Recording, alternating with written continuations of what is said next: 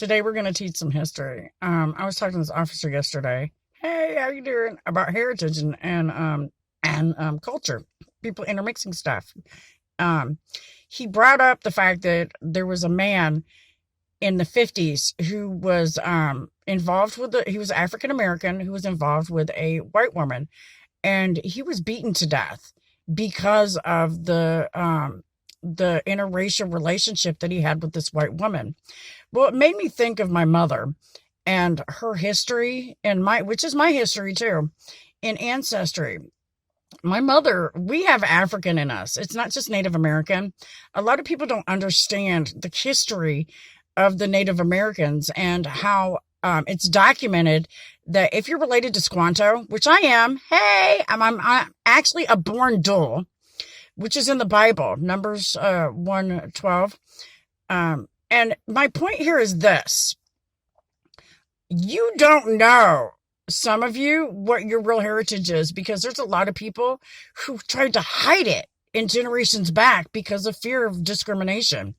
And it's something that we need to talk about because it's not an open book. A lot of people are afraid of their heritage, and they shouldn't be. It's a shame to be afraid of your heritage. It's even more of a shame to not be with somebody just because you're afraid of discrimination and being attacked for it. I've had to deal with that a lot in my life. All three of my children's fathers are African American.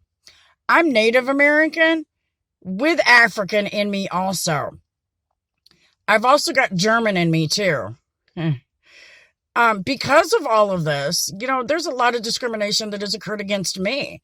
I can tell you, walking in San Diego with my son when he was a baby and having people yell at me and cuss at me and throw stuff at me while I was walking down the street with him in a stroller.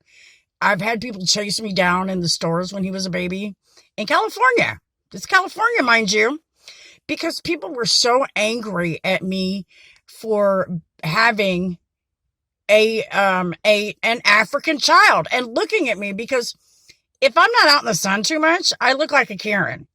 And so people really don't get that I'm Native American with that touch of African.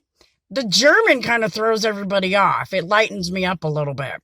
So I look like I'm entitled to a Karen card, but really I'm not. This is something we need to address because not all Karens are real Karens. Some of them are something else, and their families just lied to them. I'm sorry to have to be the one to tell you people that, but it's true. It's documented in history. So the next time you look at somebody, and you see the skin color, don't think that just because their skin is that color, that they couldn't be that nationality. People, pay attention here.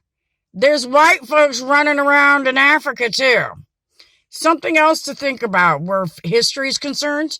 A lot of us Native Americans, first of all, Christopher Columbus can't discover something that was already occupied.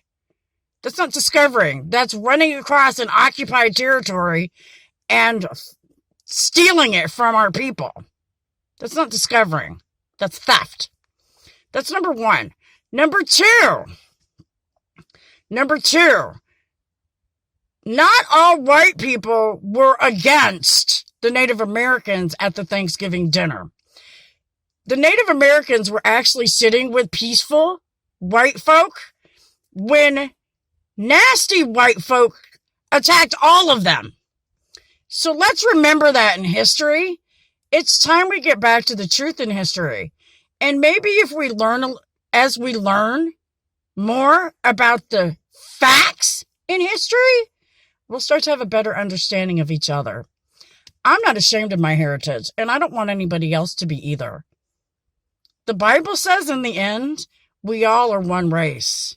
We all came from one, and we all return to one. So let's remember that with God's love. God bless America, and have a blessed day.